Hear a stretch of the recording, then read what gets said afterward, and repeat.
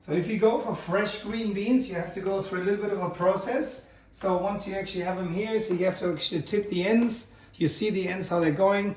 Just get the tips off, discard them, and just like bring them in half.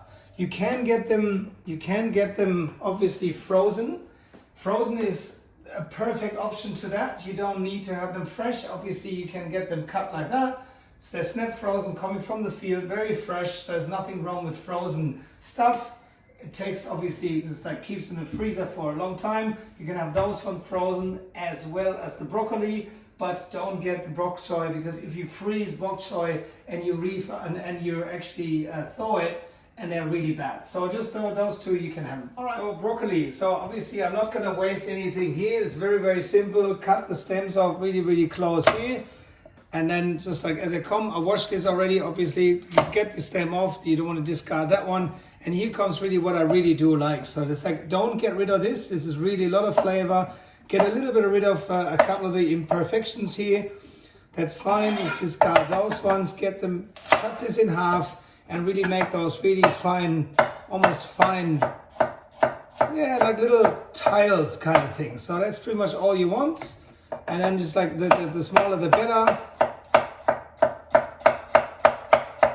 They're just gonna have like crunchiness to it, and there's so much flavor in those things you wouldn't believe it. So you can actually eat them raw. But anyway, and then from there, just cut them like really small. I don't like to have like big kind of under those courgettes here. Just make them a little bit finer, and then continue the rest of it so they all look like this.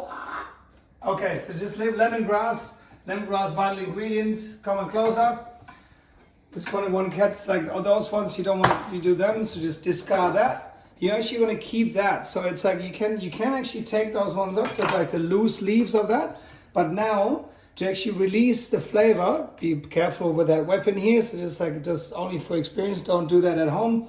Just really just kind of bash this up here a little bit. So you actually don't want to smash the whole thing, but you're just gonna, by doing that, you're just releasing the flavor inside. And when you actually put it in the sauce, it doesn't break off, and you can have all those fine kind of stems in there. Just kind of like a little bit like that, and then that's good to go. Bok choy. Bok choy really easy. You just like from here, you're just gonna cut the last thing off, and then you just want to like, sometimes there is like dirt in here. These are really old because obviously I do wash them. Peel them off till they all come off. Get another one till they all peel off, and then now you're coming really, really nice with us. That is probably the gem of a bok choy. You can leave that whole, and then just like really roughly kind of put those ones in there, and continue with the chicken. I'm going to spend a little bit of time on this. So anyway, so you're going to see that I'm going to use a different board for this. This is my chicken board. So the only thing that comes on here is chicken. So that's what they call in the kitchen cross contamination. So there's no beef on here, there's no fish on here, nothing. There's no veggies on here. This is only for chicken. Anyway, so when the chicken, obviously wash your hands thoroughly after you finish with this. You actually want to like discard as much as so. This is a bit of a this is experience, right? So you want to actually discard like quite a bit of the white part here. So it's that there's one strain in here that you can see here. So you're actually going to discard that. I know there's a lot of experience in here, but anyway, so now you're actually coming up with absolutely, there's a little bit of fat is fine. So same one here. So you're actually going to find the middle. You see where that thing actually goes all the way through. You actually want to go along this, cut this off, and then you actually end up with a really fine layer. So there's a little bit more here, but I mean that's fine. So discard that. So I'm really meticulous about this. So now the easy, so you have to have a sharp knife for this. What I really do like when it's actually coming to the cooking procedure, I want to have them as fine as possible. So once they're actually almost paper thin, they're just nice to eat. They cook evenly. It's fine. So once you're here, make sure you use your knuckles and just don't hurt yourself. But it takes a bit of practice. But then you're actually gonna it's gonna take a while. So this is really, so they're actually gonna be paper thin. So I'm just gonna do that a bit quicker. Anyway, so this you need obviously a very sharp knife for that, and then just continue to do so with all the other pieces. This is going to be like you don't have to do it really fine because this is a different part of the chicken. Or we can actually discard that here as well. Just going to do that a little bit here, so that's fine. And then this can be a little bit little bit coarser or whatever, and then continue to have those little pieces here. So now we got everything ready here. So we obviously got the finely cut chicken, we got the coriander, we got the Thai basil, we got the chili. This is obviously optional. I like to actually do it like it very hot. The beans, the broccoli, the onions, and the stems of the cilantro. If the kaffir lime leaves are a bit too big, just cut them off. And once you actually smell this is unbelievable. So this is like without the kaffir lime leaf, the Thai curry is not the same. So again, vital ingredient. So this is anything cut off. So once we come to rice, so rice, as we probably not all know, just take as much rice as you want, and then you actually have to start washing this. So washing the rice, actually I'm just going to release the starch.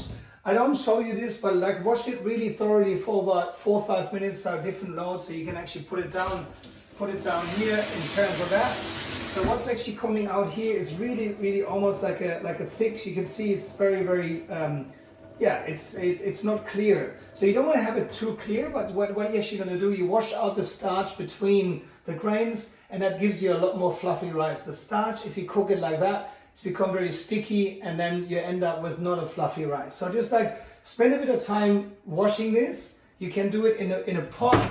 You can actually use a pot here. Put that water in there, and then wash it. Anyway, spend a bit of time on that. So after the rice is washed, I'm just going to put just water in there. So the rule of thumb is just like put in, have a look here. Put it at about a finger and a half, kind of like over the rice. Put in a little bit of the vegetable oil, just like drizzle it over, like really like maybe 2-3 tablespoons, if that. That's it. So you just cover that. Cover it. Turn the power on. Put that thing on 4, and it's going to wind down. So this is obviously, this is when it's going to stop. So it's a bimetal in there, so when it gets too hot, I don't know the ins and outs of it, when it gets too hot, it's called a bimetal.